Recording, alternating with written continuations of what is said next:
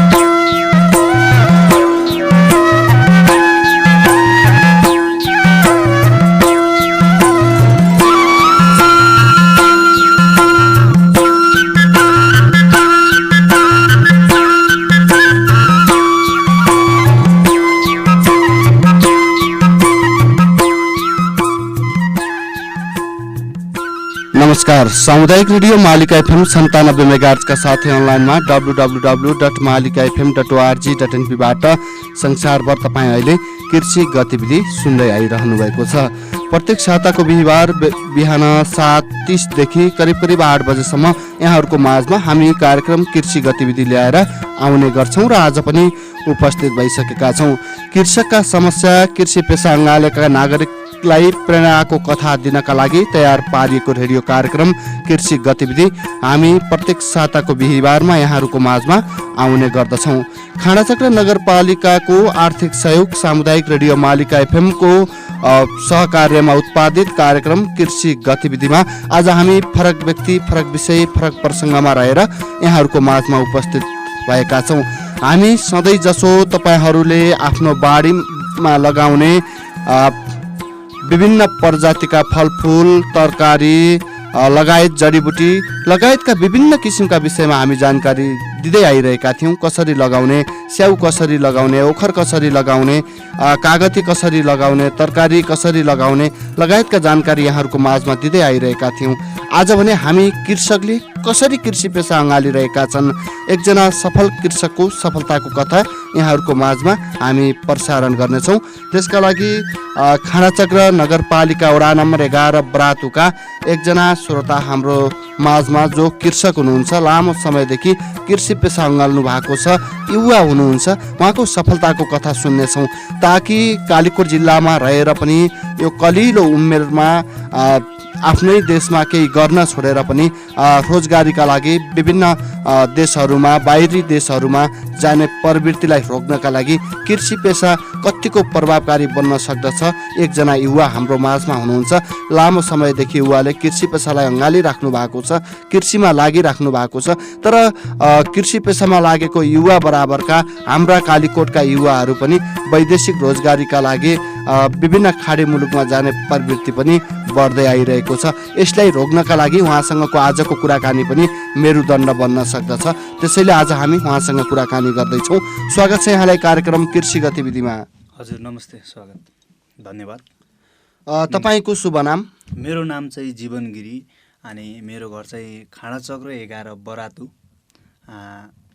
कालीकोट भइहाल्यो है। जीवन गिरी, हजुर। सुरुवातमा मैले यहाँलाई सोधिहालेँ जस्तो कि कहिलेदेखि कृषि पेशामा तपाईँ लाग्नुभयो, तपाईँको समूहको नाम, समूहमा सदस्य सङ्ख्या, यसको बारेमा जानकारी गराइदिनुहोस् न। म चाहिँ कृषिमा लागेको त अब हाम्रो स्पेसली म अलिकति तपाईँले चाहिँ मेरो फ्यामिली ब्याकग्राउन्डदेखि नै सुरु गर्छु। हाम्रो बरातु भन्न साथ कालीकोटको मेबी बरातु भनेपछि जसले पनि चिन्दछ। त्यहाँ चाहिँ हामी पहिल्यैदेखि कृषिमा चाहिँ अग्रसर भइरहेका हाम्रा गाउँले दाजुभाइ दिदीबहिनीहरू सबैजना पहिल्यैदेखि नै लागिरहनु भएको थियो। त्यो हुँदै गर्दाखेरि हामी पढ्दै गर्दाखेरि मैले काठमाडौँको +2 होटल म्यानेजमेन्ट पढिसकेपछि पछि चाहिँ घरको फोकसले चाहिँ कृषि पढ्नुपर्छ भन्ने हेतुले चाहिँ फेरि कृषि पढ्यो। आइएससी पढेर चाहिँ अहिले आइएससी सकेर म चाहिँ कृषिमा पहिलेदेखि हामी त्यहाँ हाम्रो बुवा मम्मीहरूले गरिरहेको तरकारीहरूलाई गोडमेलदेखि लिएर त्यसलाई सिँचाइ गर्ने कुराहरू गरिरहेको थियौँ। अब घरको स्पेसली कृषि गरिरह भएर कृषि नै गर्नुपर्छ, कृषि नै पढ्नुपर्छ भन्ने हेतुले र भोलि बिहान चाहिँ कृषिमा केही परिवर्तन गर्न सकिन्छ कि भन्ने हेतुले अलिकति चाहिँ कृषिमा जोडिनुपर्छ भन्दै गर्दाखेरि हामी चाहिँ कृषिमा लाग्दाखेरि त बच्चैदेखि हामी त नेपालीको छोरा हो, बच्चैदेखि हामी कृषिमा चाहिँ संलग्नता छौँ। सँगै म चाहिँ अहिले कृषिमा लाग्नैपर्छ, कृषिमा चाहिँ अलिकति केही परिवर्तन ल्याउनुपर्छ भन्दै गर्दाखेरि म 2 वर्ष अगाडिदेखि चाहिँ अहिले बृहत रूपमा लागिरहेको छु। जब मैले आइएससी रोल्पाबाट सकेँ त्यसपछि चाहिँ कृषि गर्नुपर्छ, जागिर खाएर केही हुन्न भन्ने हेतुले चाहिँ मैले सुर्खेतमा चाहिँ 40 कट्टा जग्गा लगेर हामीले लिजमा जग्गा लगेर केही गर्नुपर्छ, कृषिमा चाहिँ परिवर्तन गर्नुपर्छ भन्ने हेतुले सुर्खेतमा जग्गा भाडामा लगेर हामीले 2 वर्ष अगाडिदेखि चाहिँ भर्खर सुरु गरिरहेछौँ। हामी अहिले सुरुको फेजमा छौँ। त्यसपछि हाम्रो गाउँको कुरा गर्नुहुन्छ भने हाम्रो प्रगतिशील महिला समूह है, अनि त्यसपछि गएर बबेडी फलफुल तथा ताजा कृषि समूह, हाम्रो त्यस्तो समूहहरू धेरै छ। अनि त्यो समूहहरूले चाहिँ अब हाम्रो गाउँले कुराहरूमा गर्नुपर्दाखेरि के छ भने सहर बजारमा जग्गा लिजमा भन्ने कुरा हुन्छ, यहाँ चाहिँ लिजमा होइन कि हामीले चाहिँ निर्वाहमुखी कृषि गरिरहेको छौँ कि व्यावसायिक ढङ्गले गर्नुपर्छ भन्ने चाहिँ अलिकति चेतना खुलेको छैन। समूह छन्, समूहले आफ्नो सर्टेन एरिया एउटा थोरै जग्गा हुन्छ, त्यो जग्गाभित्रै खेती गरेर एउटा निर्वाहमुखी व्यावसायिक टन्ने खेती गर्नुपर्छ, बजारको चाहिँ मागलाई परिपूर्ति गर्नुपर्छ भन्ने हेतुले नभएर एउटा चाहिँ हामी जग्गा छ लाउन भन्दै गर्दाखेरि अहिले समूह यो हाम्रो 2-4वटा समूहहरू छन्। अब स्पेसल्ली हाम्रो बदालकोटभित्र पनि खानाचक्र 11 को बदालकोटभित्र पनि स्पेसल्ली बरातुलाई फोकस, बरातुले गरिरहेको हो। बजारमा अहिले म्याक्सिमम तपाईँको फलफुलहरू आउँछ, तरकारीहरू आउँछ, त्यो चाहिँ हाम्रो बरातुदेखि नै आउँछ। त्यसपछिको वडा नम्बर 11 को दाँजोमा कुरा गर्दाखेरि रेगिलमा पनि सम्भावना छ। हाम्रो गोरेगाँडा भन्छौँ, लेख भन्छौँ, त्यहाँ पनि सम्भावना छ तरकारीको। बदालकोटको दाँजोमा चाहिँ हाम्रो चाहिँ यो माथि हाम्रो टावर भएको यो दहडाँडामा पनि सम्भावना छ होइन। त्यहाँ विभिन्न समूहहरू छ। अहिले स्थानीय सरकारको पनि एउटा फोकस भइरहेछ, हामी कुन क्षेत्रमा के गर्न सक्छौँ, पकेट क्षेत्रको कुराहरू छ, कृषि कार्यालयको पनि फोकस भइरहेछ। अहिले चाहिँ हाम्रो प्रगतिशील महिला समूह र अनि त्यसपछि गएर बबेडी यो समूहहरूले चाहिँ अहिले के गरिरहेछ भने तपाईँको उसले कृषि कार्यालयले र तपाईँको चाहिँ यो हाम्रो खानाचक्र नगरपालिका शाखाले चाहिँ ती समूहहरूलाई चाहिँ एउटा थोरै राहत स्वरूप प्रोत्साहन स्वरूप केही अनुदानहरू दिएको गर्ने किसान त्यो समूहहरूको मार्फतबाट चाहिँ प्लास्टिक टन्निल हुन्छ कि तपाईँको चाहिँ भकारो सुधार छ होइन। अनि युरिन कलेक्सन भन्छ, त्यो चाहिँ हाम्रो पिसाब सङ्कलन गर्ने गाई भैँसी मान्छेकै सङ्कलन गरेर त्यो सङ्कलन गरेर भोलि त्यो बारीमा युज गर्ने, त्यसरी चाहिँ बिस्तारै रूपमा भए पनि प्रोत्साहन भइरहेछ। तर चाहिँ के भन्छु भने म चाहिँ यदि हामी कृषि गर्नु नै छ भने हाम्रो त्यहाँको माटो राम्रो छ है। अब तपाईँको हाम्रै फ्यामिली ब्याकग्राउन्ड 52 सालदेखि बुवाले चाहिँ कृषि अथवा नर्सरी सुरुवात गर्नुभएको। हामीले चाहिँ पहिला चाहिँ सुन्तलाको कलमी, तपाईँको ओखरको अनि कागतीको होइन, स्याउको त्यो कलमी सुरु गर्दाखेरि पछिल्लो चरणमा कस्तो थियो भने मान्छेको सोचाइ चाहिँ होइन हामीले चाहिँ यहाँ फलफुल लायौँ भने त्यो बारीहरूलाई चाहिँ छाया पर्छ, यहाँ उत्पादन हुँदैन होइन, मकै फल्दैन, धान फल्दैन, कोदो अन्धविश्वास थियो नि, त्यो अन्धविश्वास यो हुँदैन, यो के काम यो फलफुल लाएर भन्ने थियो भने। अनि पछि हामीले गर्दाखेरि हामीले उत्पादन गरेका बिरुवाहरू कृषिले लिन थाल्यो हो, कृषिले लिन थाल्यो। अनि त्यही कतिपय बिरुवाहरू हामीले लाउँदै गर्दाखेरि मान्छे के भन्थे खानको लागि चाहिँ फलफुल भएर पुग्दैन, हामीलाई तरकारी उत्पादन गरेर हुँदैन, हामीलाई चाहिँ खानको लागि त्यही मकै नै हो, त्यही जौ नै हो, त्यही धान नै हो भन्ने एउटा मानसिक सोच थियो। त्यो सोच चाहिँ अहिले बिस्तारै परिवर्तन हुँदैछ। हामीले ती बुट्टाहरू लाएर अब त्यहीँ लागेको धान गहुँ मकैले त हामीलाई खान पुग्दैन वर्षभरि। जसरी भयो भने हामीले खाद्यमा आएको चामल, बजारमा आएको चामल त किन्नै पर्छ। हामीले किन्नै पर्छ भने त्यही धान गहुँ लाउनुभन्दा तरकारी लाएर अगाडि बढ्यौँ भने त्यहाँबाट आउने आर्थिक स्रोत अलिक बढी नै हुन्छ नि। हामीले केही गर्न सक्छौँ भन्ने हिसाबले हाम्रो गाउँ चाहिँ परिवर्तन भइरहेछ। त्यो परिवर्तन जस्तो समूहमा अहिले के खेतीहरू गरिरहेछ तपाईँको, जुन दुईटा समूहका नाम भन्नुभयो, हजुर, बबेडी र प्रगतिशील र उद्यम महिला कृषि यी समूहहरूले कस्ता कामहरू गरिरहेछ ताकि बरातुमा गरेका यी महिला समूहहरूले, यी कृषि समूहहरूले, विभिन्न यी सहकारी समूहहरूले गरेका कामले पनि कालीकोट जिल्लाका अन्य नागरिकहरूले पनि शिक्षा पाउन् कि तरकारी खेती फलफुल खेतीमा पनि आत्मनिर्भर बन्न सकिँदो रहेछ है, आम्दानीको स्रोत चाहिँ बन्न सकिँदो रहेछ है भन्ने सोच त्यहाँ पलाओस्। कस्ता कस्ता खेतीहरू छन् अहिले बरातुमा? बरातुमा तपाईँको त अब पहिलेदेखि एउटा अग्रसर भइरहेको, हाम्रो यो समूह गठन गरेको लगभग 3-4 वर्ष भयो होला। अहिले चाहिँ हाम्रो त्यहाँ चाहिँ गोलबेडा तरकारीहरूको सिजनहरू हुन्छ नि, जे जति छ तरकारी, चिचिन्डा, गोलबेडा अनि खुर्सानीहरू, तपाईँको भिडे खुर्सानी, धेरै आइटमहरू अहिले दिन प्रतिदिन हाम्रो महिला दिदीबहिनीहरू चाहिँ डोकोमा बोकेर बजार ल्याएर प्रत्येक दिन चाहिँ आइरहेको हुन्छ हाम्रो तरकारीहरू चाहिँ। त्यसको मार्केटको कुराहरू छ, मार्केट पनि राम्रै छ अहिलेको चरणमा। तर चाहिँ कहिलेकाहीँ के भइदिन्छ भने, तर असुविधा चाहिँ बरातुको तरकारीलाई मान्मामा व्यवस्थापन गर्नका लागि यातायातको अभाव चाहिँ छ। यातायात किन भन्दा डोकोमा बोकेर मानमा पुर्याउनु पर्ने त्यहाँका नागरिकको बाध्यता रहिआएको छ होइन? एकदमै त्यसको बाध्यता चाहिँ के छ भने, पहिलो कुरो त हाम्रो बाटोघाटोकै कुरा आउँछ है। अलिकति बर्खा भयो भने बाटो बाढी पहिरो आउँछ, अर्को हुन्छ, रोकिन्छ। त्यसपछि दोस्रो कुरा के छ भने, स्थानीय सरकारले एउटा के कोर्डिनेसन गर्नुपर्छ भन्दाखेरि, स्थानीय सरकारले त्यहाँ भएको तरकारीलाई एकै ठाउँमा जम्मा गरेर जुन सङ्कलन केन्द्रको नीति नियम छ होइन, अनि त्यसपछि दिनकै डोकोमा बोक्नुभन्दा त्यहाँ तपाईँ जस्तो सङ्कलन केन्द्रको कुरा निकाल्नुभयो, तपाईँहरू कृषकहरूको पनि आवाज सम्बन्धी निकायसम्म पुग्न सकेन क्या?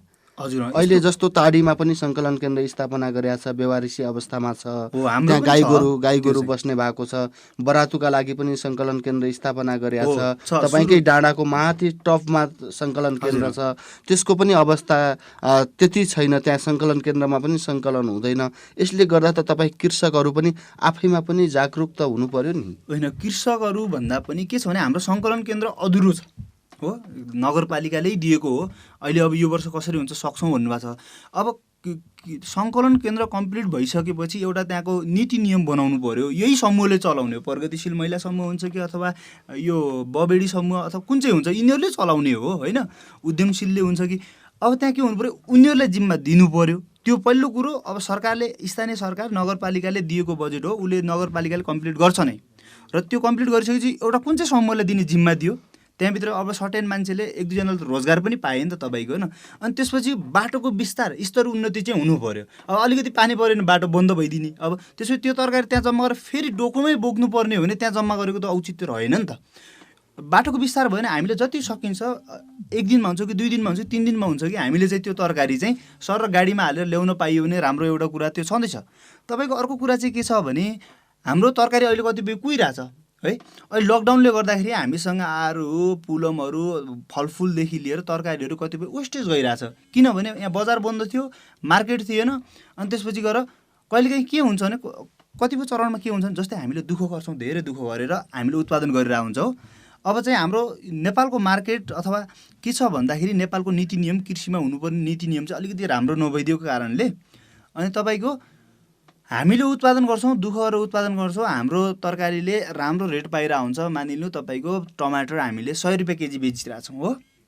त्यो बेच्दै गर्दाखेरि के भइदिन्छ भने, हाम्रो इन्डिया छिमेकी देशबाट चाहिँ हाम्रो चाहिँ अर्ग्यानिक तरकारी हुन्छ, उता चाहिँ विषादी हालेको के युज गरेको तरकारी ल्याएर तपाईँको चाहिँ अब हुन्छ नि यो बिचौलियाहरू भन्छ नि, यिनीहरूले कहाँबाट इन्डियाको तरकारीहरू ल्याएर यहाँ चाहिँ हाम्रो 100 रुपियाँ बेचिरहेछन्, उनीहरू 60-80 रुपियाँमा बेचिदिन्छ क्या। त्यो बेच्दाखेरि अनि हाम्रो तरकारी त्यति दुःख गरेर डोकोमा बोकेर त्यहाँदेखि यहाँ ल्याउँदासम्म मार्केट नपाउँदाखेरि किसानमा एउटा निराशापन भइरहेछ क्या। हामी यत्रो उत्पादन गर्छौँ, हामीले रेट पाउँदैनौँ, अनि कहिले हाम्रो तरकारीहरूले मार्केट पाउँदैन भन्ने कुराले अलिकति निराशापन भइरहेछ। त्यो समस्या कालीकोटमा मात्र होइन, नेपालभरि सबै ठाउँमा। जस्तो कृषकले उत्पादन गरेको कृषि वस्तुहरू सहज रूपमा बजारको पहुँचसम्म नपुग्नु, र पुगे पनि उनीहरूले आफ्नो मेहनत अनुसारको कृषकले प्रतिफल नपाउनु, रेट नपाउनु, यो दुर्भाग्यको कुरा छ। जस्तो भनौँ बरातु गाउँ आफैमा पनि कृषिमा आत्मनिर्भर बनेको गाउँ हो। विगतदेखि नै सुन्तला पकेट क्षेत्र पनि घोषणा गरिसकिएको छ फलफुलको क्षेत्रमा होइन, तरकारीको क्षेत्रमा पनि त्यतिकै बाहुल्यता भएको ठाउँ हो। तर तपाईँ अहिले यो उमेरमा तपाईँको त्यो इच्छा आकाङ्क्षा कसको प्रेरणाबाट मैले कृषि नै गर्नुपर्छ, जस्तो होटेल म्यानेजमेन्ट पढेको मान्छे तपाईँ फेरि तपाईँले आइएससी एजी गर्नुको कारण चाहिँ के, कसको प्रेरणा पाउनुभयो त्यो? अब यस्तो छ, प्रेरणाको कुरा गर्नुहुन्छ सुरुमा त मेरो मम्मी बुवा नै हुनुहुन्छ। कसरी भन्दाखेरि मेरो दाजुभाइ 5 जना हो, दिदीबहिनी कोही पनि हुनुहुन्छ मेरो फ्यामिली स्ट्याटस कुरा गर्दाखेरि। अनि हाम्रै बुवा मम्मीले त्यही फलफुल खेती गरेर त्यही तरकारी उत्पादन गरेर हामीले जे पढ्न चाह्यौँ जहाँ जान चाह्यौँ पठाइदिनु भयो। त्यसको आर्थिक आय स्रोत त हाम्रो कृषि रह्यो नि त हो। कृषि रहँदाखेरि पक्कै पनि के छ भने किसान भनेको अन्नदाता हो भन्ने कुरा हामीले बुझेका छौँ। भोलि बिहान कृषिलाई हामीले अगाडि बढायौँ भने कृषिबाट उत्पादन छ, कृषिको एउटा भनौँ मार्केट भ्यालु छ, भोलि बिहान कृषि व्यवसाय गरियो भने पक्कै पनि राम्रो छ भन्ने हिसाबले अहिले चाहिँ हामी अगाडि लागिरहेको। म पढ्दै गर्दाखेरि मैले स्कलरसिप पाएर रोल्पामा जाँदै गर्दाखेरि, रोल्पामा पढ्दै गर्दाखेरि 3 वर्षको त्यहाँ चाहिँ अवधिमा पढ्दै गर्दाखेरि मलाई त्यहाँको प्रिन्सिपल गोपाल बहादुर केसी हुनुहुन्छ, उहाँको पनि एउटा प्रेरणा छ। उहाँले के भन्नुहुन्थ्यो, हामी कृषि पढेर अथवा जे पढेर भए पनि हामी जागिर खानुपर्छ भन्ने सोचमा जानुहुन्न है। हामी चाहिँ केही व्यवसाय बन्नुपर्छ, रोजगारतिर लाग्नुपर्छ, आफै केही सिर्जना गर्नुपर्छ भन्ने थियो।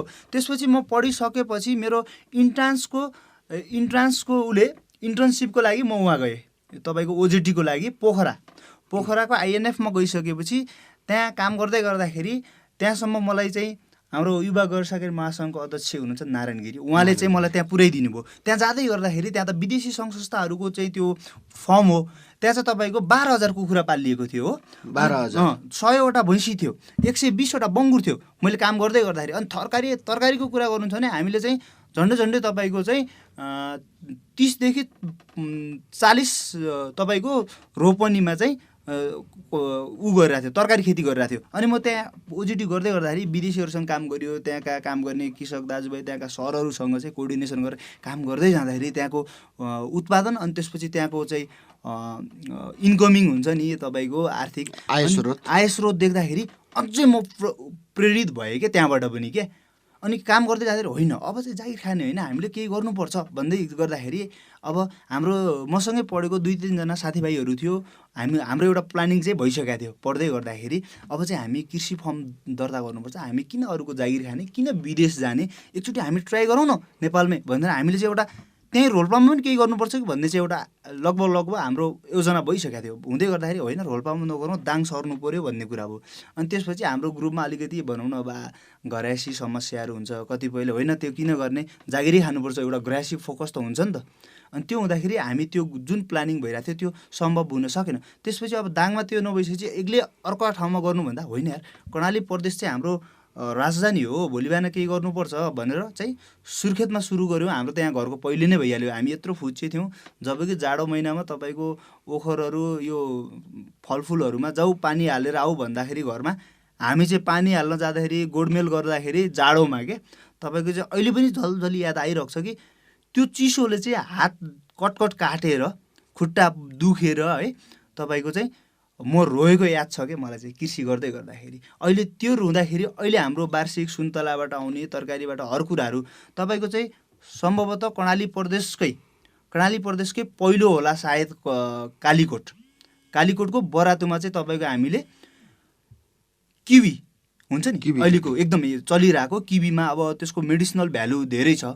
यसको चाहिँ अब भनौँ न भोक निन्द्रा नलाग्ने त्यस्तो कुराहरूको लागि अब त्यसले धेरै काम गरिरहेको भन्ने एउटा महँगो फल, जबकि कुनै बेला 1000 रुपियाँ केजीमा पनि बिक्री भइरहेको थियो। त्यो चाहिँ हामीले बरातुमा ट्रायल गर्दै गर्दाखेरि बरातुमा सम्भव भयो। तपाईँको अहिले त्यो उत्पादन भएको लगभग 3-4 वर्ष भइसक्यो। त्यस्तै काम गर्दै गर्दाखेरि अरूभन्दा पनि म चाहिँ घरबाट सुरुवात चाहिँ प्रेरित घरबाट भएँ। त्यसपछि चाहिँ बाहिर जाँदै गर्दाखेरि विभिन्न ठाउँमा विभिन्न मान्छेहरूसँग विभिन्न काम गर्दै गर्दाखेरि होइन कृषि नै गर्नुपर्छ, भोलि बिहान जागिर खाएर के हुन्छ र भन्दै गर्दाखेरि अब व्यवसाय बिजनेस गरौँ न भन्ने म यसरी लागिरहेको छ। जस्तो तपाईँको उमेर चाहिँ भन्न मिल्ने हो? जस्तो तपाईँ कलिलो हुनुहुन्छ, यो उमेरमा यतिको कृषि क्षेत्रमा यतिको जोस जाँगर भएको युवा कालीकोटमा बिरलै पाइन्छ। अझ पनि हेर्ने हो भने खाडाचक्र नगरपालिकामा रहेका अधिकांश कृषक समूहहरूमा युवा नै हुनुहुन्छ हुन त। जस्तो वडा नम्बर 6 को दाहामा एकजना विकास साई भन्ने हुनुहुन्छ, उहाँले चाहिँ नर्सरीबाट आत्मनिर्भर हुनुभएको छ। उहाँले आफ्नै लगानीमा स्वयस्फूर्त रूपमा उहाँ पनि आइएसएजी पाखाबाट पढेर कृषि पढेर आइएसएजी पाखाबाट गर्दै हुनुहुन्छ। यी युवाहरू अहिले प्राय जसो कृषि पेसामा नै अग्रसरता देखिन्छ। तपाईँको उमेर चाहिँ कति भयो? मेरो उमेर चाहिँ कुरा गर्दाखेरि म अहिले 26 वर्ष भएँ है। अनि जो युवाहरूको अग्रसर भन्नुभयो, युवाहरू लागिरहेछ देशमा केही गर्नुपर्छ, किन विदेश जाने, अर्काको देशमा हामीले किन। मैले भन्न खोजिया पनि यही हो। तपाईँ जो 26 वर्षको युवा अहिले जो कृषि खेतीमा लाग्नु भएको छ, तपाईँको आम्दानी चाहिँ कति हुन्छ? एकचोटि सुनाउनुहोस् न, वार्षिक आम्दानी। वार्षिक आम्दानी कुरा गर्दाखेरि अब ठ्याक्कै एक्ज्याक्टली अहिले अब हाम्रो सुर्खेतमा पनि अहिलेको चाहिँ यो लकडाउनले गर्दाखेरि अहिले यो हामी यो वर्ष अघिल्लो वर्ष पनि लसमा गयौँ होइन। अब लगभग आम्दानीको कुरा गर्नुहुन्छ भने हाम्रो जेन तेन भयो नि खाना लाउन यताउता केही भन्या बेला कतै जानु पऱ्यो भने चाहिँ हामीलाई पुगिरहेछ अहिले चाहिँ। भन्नाले जस्तो अहिले पछिल्लो समयमा होइन, जिल्लामा बसेर अथवा नेपालमा बसेर रोजगारी छैन, पढे लेखेका युवाहरू पनि प्राय वैदेशिक रोजगारीमा खाडी मुलुकहरूमा जाने र त्यहाँको 32 डिग्री घाममा भए पनि पुरै 8 घन्टा ड्युटी गरेर पनि उनीहरूले काम गर्ने गरेका छन्। जस्तो ओझभन्दा पनि विदेश जाने त प्राय पढे लेखेका युवाहरू बढी छन्। जस्तो भन्दा एउटा सामान्य नागरिक जो पढेको छैन, एसएलसी पास मात्र भएको छ भने पनि ऊ केही न केही गरेर आफ्नै देशमा खान्छ। तर ब्याचलर गरेका, +2 गरेका, डिग्री पढेका नागरिकहरू, युवाहरू, युवतीहरू अहिले प्राय वैदेशिक रोजगारीमा जाने चलन बढी छ। यो कारण चाहिँ के होला? कृषि पेसामा आत्मनिर्भर बन्न सक्दैनन् उनीहरू? यस्तो छ सर, के छ भने हाम्रो नेपाली समाजको कल्चर के भइसक्यो भने हामी कृषिबाटै अगाडि बढिरहेको। हिजो हाम्रो देश कृषि प्रधान देश हो भनेर चिनिँदै गर्दाखेरि हलो कुटो कोदालो चाहिँ छुनुहुन्न भन्ने एउटा चाहिँ घरबाटै मनाशय बनाइदियो क्या बच्चैदेखि। यो गर्नुहुन्न, त पढ्नुपर्छ, घुम्ने कुर्सीमा बस्नुपर्छ, त चाहिँ भोलि बिहान ठुलो हाकिम हुनुपर्छ होइन, त पढ्नुपर्छ। अनि पढ्दै गर्दाखेरि अब यसो नेपालको परिवेश बुझ्यो, राजनीतिक परिवेश सब डामाडोल छ नि त। तपाईँ केही कुरा पनि नीति नियम छ तर त्यो कार्यान्वयन भइरहेको छैन तपाईँको। अनि हुँदै गर्दाखेरि पढ्दै जाँदाखेरि के हुन्छ, स्कुल जान्छ, कलेज जान्छ, युनिभर्सिटीहरू जान्छ, जाँदै गर्दाखेरि उसले यसो सोध्छ। अब नेपालमा जस्तै अहिले कृषि व्यवसाय हामीले गरिरहेछौँ, यही व्यवसाय पनि हामीलाई कुनै पनि ढुक्कता छैन क्या। सरकारले केही पनि बेहोर्नेवाला छैन, हामी आफ्नै तरिकाले गरिरहेछौँ। कुनैमा आउला थोरै तिनै अब तपाईँको चाहिँ अनुदान भनेर कार्यक्रम हालिदिएला, त्यो छुट्टी कुरा रह्यो, हालिरहेको पनि छ अहिले स्थानीय सरकारले होइन। तपाईँको चाहिँ अब त्यो हालेपछि भोलि बिहान ग्यारेन्टी कसले दिने त? काम गर्दै जाँदाखेरि अहिले मानिलिउँ सुर्खेतमा हामीले खेती गरिरहेछौँ, अहिलेको समयमा बर्खाको समयमा तपाईँको त्यहाँ खुर्सानी थियो हाम्रो, त्यत्रो थियो। अब झ्याम्मै तपाईँको चाहिँ यत्रो पानी परिदियो, वर्षा भइदियो, तपाईँको पुरै डुबिदियो, त्यहाँ पानी डुबान पऱ्यो क्या। अब सबै कुरामा त टनेल हामीसँग त्यस्तो आर्थिक त छैन। हामीले अब अहिले लगानीको कुरा गर्नुहुन्छ भने सुर्खेतमा तपाईँको एराउन्ड 10-15 लाख रुपियाँ लगानी गरिसकेका छौँ। अब यहाँको कुराहरू हुन्छ त हामी त पहिल्यैदेखिको लगानी छ, हामीसँग अहिले 2-3वटा टनेल यहाँ छ, सुर्खेतमा 4वटा टनेल छ होइन। त्यो गर्दा युवामा के भइदियो भने सरकारले चाहिँ पढ्दै गर्दाखेरि के हुन्छ, नेपालमा बसेर काम छैन, उसलाई चाहिँ त्यो भयो क्या, सानैदेखि मनस्थिति नै कमजोर बनाइदियो। विदेश गएपछि बरु जे काम गरेर पनि दुःख गरेर पनि विदेशमा चाहिँ काम गरे बापतको त राम्रो पैसा आउँछ, त्यहाँ पैसा देखिन्छ क्या। हाम्रो नेपालमा तपाईँ जति खटेर काम गर्नुहोस्, हेर्नुहोस् न त अहिले नेपाल सरकारले राखेको तपाईँको लेबरको कस्ट कति छ भने 525 रुपियाँ कति मात्रै छ क्या होइन। अब त्यसले त मान्छेले यहाँको महँगीको कुरा गर्नुहोस्, हर कुराले त उसलाई त्यो 525 रुपियाँ त दिनलाई पुग्दैन क्या। अनि उसले कसरी आफ्नो गुजारा चलाउने? अब पढ्दाखेरि हेर्नुहोस् कति महँगो फी तिरेर पढ्नु परिरहेको हुन्छ। अब स्यालेरीको कुरा गर्नुहुन्छ भने अहिले स्टाफ नर्स याचे अथवा हाम्रै कृषिकै कुरा गर्नुहुन्छ भने अब कुनै स्थानीय सरकारले भ्याकेन्सी खोल्ला, त्यहाँ हामी जाउँ जागिर खाउँ, अब स्यालेरीको कुरा आउँछ 15, 20, 25 हजार हुन्छ हो। अब पढ्दै गर्दाखेरि हामीले 4-5 लाख रुपियाँ खर्च गरिरहेको हुन्छ। अब त्यो पैसा कहिले तिर्ने त? अनि यस्ता निराशापनहरूले गर्दाखेरि सरकारको असहयोग पनि भन्नुपर्छ यो कुरामा चाहिँ। किनभने तर तपाईँ कृषि पेसामा लाग्नु भएको छ, अहिले हामी हेर्ने हो भने केन्द्र, प्रदेश र स्थानीय सरकार छन्। हाम्रो नजिकको सरकार भनेको स्थानीय सरकार हो। जस्तो तपाईँ सरकारले सरकारको कमजोरी जो भन्नुभयो, अहिले खानाचक्र नगरपालिकाले तपाईँहरूलाई जो कृषक बरातुका कृषकहरूलाई के कस्तो सहयोग गरेका छ, केही सहयोग गरेका छ? अहिले चाहिँ पछिल्लो चरणमा जब नगरपालिका बनिसक्यो, अघि भने अब सङ्कलन केन्द्र अधुरो छ, त्यो बन्दैछ। त्यो खानाचक्र नगरपालिकै हाम्रो कृषि शाखाबाटै भएको होइन। अनि दोस्रो कुरा युरिन सङ्कलन, जो त्यो चाहिँ भकारो सुधार भन्छ त्यसलाई चाहिँ, त्यो हामीले त्यहाँको पिसाब जम्मा गरेर भोलि बिहान बारीमा चाहिँ छिटेर त्यहाँका चाहिँ किरा कमिलाहरू चाहिँ हामी चाहिँ मार्न सक्छौँ, अथवा त्यो चाहिँ माटोलाई चाहिँ फर्टिलिटी पनि अलिकति इन्क्रिज गर्छ त्यसले चाहिँ। अनि त्यो कुरा छ। नगरपालिकाले पनि अहिले बिस्तारै पछिल्लो चरणमा गरेको छ। तर के हुनु पर्यो भन्दाखेरि चाहिँ हाम्रो के छ भने किसानको समस्या अब बढी जसो कुराहरू जुनसुकै ठाउँमा पनि आफ्नो आसेपासे भन्छ नि तपाईँको क्या अहिलेको पछिल्लो राजनीतिक चरण पछिल्लो भाषा अनुसार नजिकको मान्छे आसेपासे जो गर्ने छ नि उसले पाइरा हुँदैन, जो नगर्ने छन् अथवा जसले चाहिँ झोलामा त्यो भन्दा पनि राजनीतिक दलका अथवा यहाँका माननीयहरूका मन्त्रीहरूका अगाडि पछाडि घुम्नेहरू जसको कृषि खेती नै झोलामा छ उनीहरूले अनुदान पाउँदैछन्। यो नेपालभरिको दाम यो सबै कालीकोटमा मात्र होइन, यो नेपालभरिमा नै कस्तो छ भन्दा जो वास्तविक कृषक हुन् उनीहरूलाई अनुदान पाउनका लागि विभिन्न प्रक्रियाहरू विभिन्न चरणहरू पार गर्नुपर्छ। उनीहरूले वास्तविक किसानहरूले मानौँ राजकोटको एकजना किसानले अनुदान लिनका लागि मानमा आउँदै गर्दाखेरि उसले कति खोला पार गर्नुपर्छ, कति जन्जिरहरू पार गर्नुपर्छ। तर त्यो किसान मानमा आएर पनि उसले सामान्य किसानले उसले आफ्नो डकुमेन्ट्री पनि पुरा गर्न सक्दैन। तर सुर्खेतमा बसेको मान्छे कुनै मन्त्रीको, कुनै माननीयको, कुनै कसैको राजनीतिक दलका प्रमुखहरूको अगाडि पछाडि घुम्ने मान्छे छ भने उसको चाहिँ कृषि खेती झोलामा हुन्छ, तर उसले अनुदान पाएको हुन्छ। यो हाम्रो नेपालको नै यो के भनौँ समस्या भनौँ, अथवा यो राजनीतिक दलहरूले आफ्ना कार्यकर्ता बचाउनका लागि ल्याएको खेल हो भनौँ छ। जस्तो मैले भन्न खोजेको के हो भन्दा स्थानीय सरकार आएदेखि तपाईँ कृषि क्षेत्रमा लागेका मान्छे कतिको सन्तुष्ट हुनुहुन्छ भन्न खोजे? हाम्रो चाहिँ यस्तो छ, अहिले चाहिँ पछिल्लो चरणमा चाहिँ नगरपालिका अथवा हाम्रो यो कृषि कार्यालय छ नि, हाम्रो जिल्लाको कृषि विकास कार्यालय, दुइटैबाट चाहिँ बरातुको सम्भावना जति छ त्यहाँ त त्यति पुगेको छैन। अब मान्छे एउटा जति भयो नि पुग्दैन भन्छ नि, त्यसको सन्दर्भमा हाम्रो बरातुमा जे सम्भावना छ, जो गए पनि ओ राम्रो छ, यो चाहिँ गर्नुभएको छ, धेरै कुरा गर्नुभएको छ, ओ यस्तो हाम्रो धेरै कृषिका हाकिमहरूदेखि लिएर कृषिदेखि लिएर अरू अफिसरका सरहरू पनि जानुहुन्छ, यसो त्यहाँको उत्पादन देख्नुहुन्छ, फलफुल देख्नुहुन्छ, कहिले आरू देख्नुहुन्छ, ओहो यत्रो फलफुल, यत्रो आरूको दाना पनि यत्रो हुन्छ, मैले कहिल्यै देखाएको थिएन। किनभने हाम्रो त्यहाँको अब मान्छेले के भन्ला आफ्नै ठाउँ गएर यसले बढी प्रशंसा गर्यो भन्ला, कहिलेकाहीँ म आफ्नै ठाउँ देखेर आफैलाई चकित हुन्छु कि म त्यो ठाउँ मेरो ओखर पनि भइरहेछ, स्याउ पनि भइरहेछ, सुन्तला पनि भइरहेछ, आँप पनि भइरहेछ, हलुवाबेत पनि भइरहेछ, किवी पनि भइरहेछ। हामीले एभोकाडो ट्रायल गरिरहेछौँ, अहिले किवीको बेर नै उत्पादन गरिरहेछौँ। सबै कुरा हुँदा त्यो माटोमा त के छ त भन्ने कुराहरू सबैलाई थाहा छ। सबै यहाँको राजनीतिक दलदेखि लिएर यहाँको विभिन्न अफिसहरू, नगरपालिका सबलाई थाहा छ। त्यो थाहा हुँदै गर्दाखेरि अहिले पछिल्लो चरणमा समूह खोल्नुहोस् भनेर चाहिँ यही नगरपालिकाले, यही कृषिले चाहिँ अलिकति प्रोत्साहन गरेको। तर खोल्नुहोस् भनियो, त्यहाँ चाहिँ काम गर्ने नीति निर्देशन चाहिँ अलिकति राम्रोसँग गाइडिङ चाहिँ राम्रोसँग नभएको कि मिसयुज भयो कि जस्तो लागिरहेछ कि। अहिले विभिन्न एउटा विकसित मुलुक देशहरू छ नि, तपाईँको जापान कृषिमा एउटा क्रान्ति गरिरहेको देश, अनि त्यसपछि गएर तपाईँको इजरायल, यिनीहरूमा के भयो भने यही समूहबाट एउटा सिङ्गल व्यक्तिले खेती गर्नु र अनि धेरै मान्छे मिल्नु अथवा धेरै थोरैमा खेती गर्नु र धेरैमा खेती गर्नुमा त फरक हुन्छ। पक्कै पनि समूह भयो भने धेरैमा खेती गर्छ। त्यो भइसकेपछि हामीले चाहिने उत्पादन यहीँ उत्पादन गऱ्यो भने हामी इन्डिया जानु पऱ्यो नि, इन्डियाको विषादी त हामीले खानु परेन नि त। त्यो हुँदै गर्दाखेरि हाम्रो गाउँले समाज के छ भने चाहिँ ल तपाईँहरूको जग्गा दिनुहोस् हामी खेती गर्छौँ भन्दा पनि दिन्न क्या मान्छेले। त्यसको रेन्ट दिने त हो, हामीले भाडा तिर्ने त हो त्यसलाई। त्यो हुँदै गर्दाखेरि समूह त बनाइयो, तर के छ भने त्यो समूहले काम गर्ने कहाँ त? उनीहरूको जग्गा के हुन्छ भने एउटा जग्गा यहाँ हुन्छ आफ्नो जग्गा, अर्को टुक्रा जग्गा फेरि अब गाउँले भाग हुन्छ नि, त्यो भाग अर्को ठाउँ भइदिन्छ क्या। अनि त्यसलाई चाहिँ संरक्षण गर्न पनि गाह्रो भइदियो क्या त्यो समूहहरूलाई। अब त्यो भइसकेपछि त्यो त कृषिले दिने अनुदान दिँदै गर्छ। त्यहाँको हाम्रो स्थानीयहरूसँग अहिले बहस भइरहेछ क्या, हामीले यो एरियालाई यसरी छुटाएर यहाँ यो खेती गरौँ, यसलाई छुटाएर यहाँ खेती गरौँ, यो जुन समूहहरू छ नि उहाँहरूसँग कोर्डिनेसन हुँदैछ।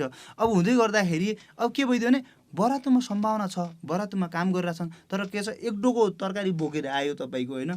अब होला कहिलेकाहीँ रेट राम्रो पाइयो भने 2500-2000 पनि कमाइएला, कहिले 500 पनि बोकेर गइएला। तर त्यो आउँदै गर्दाखेरि के हुन्छ भने हामीले त्यो जुन अघि सङ्कलन केन्द्र भन्यौँ नि, बजार आउँदै गर्दा तपाईँको एक दिन लस भयो, दिनको 500 रुपियाँ ढ्याडी राख्दा पनि अब आयो 500 रुपियाँ कमायो, त्यो 500 पनि बजार आइसक्दा खाजा खानु पऱ्यो, अर्को गर्नु पऱ्यो, त्यो त हाम्रो गाउँको त आर्थिक आय स्रोत भयो, त्यो त्यहीँ सकियो क्या। तर जबकि सङ्कलन केन्द्रको विस्तार राम्रोसँग भइदियो भने स्थानीय सरकारले तपाईँ वृहत रूपमा लाग्नुहोस्, तपाईँलाई हामी चाहिँ फुल्ली आर्थिक सहयोग गर्छौँ। अनुदान भनेको छ तपाईँको 50% लगानी आफूले गर्नु परिरहेछ। एउटा हुँदो त्यो पहिला चाहिँ 100% अनुदान दिन्थ्यो, तर के भइदियो भने लगानी नगरिदिने, आफूले खाइदिने, त्यो कामै नहुने, बिचौलियाको कारणले आसेपासेको। अब लगानी जस्तै म कृषि गरिरहेको छु, मैले चाहिँ अनुदान केही लिनु पऱ्यो भने चाहिँ कसलाई नमस्ते गर्नुपर्ने हो कि अथवा कहिले तपाईँ खानुलाई यार ल्याउनुहोस् म काम गर्छु।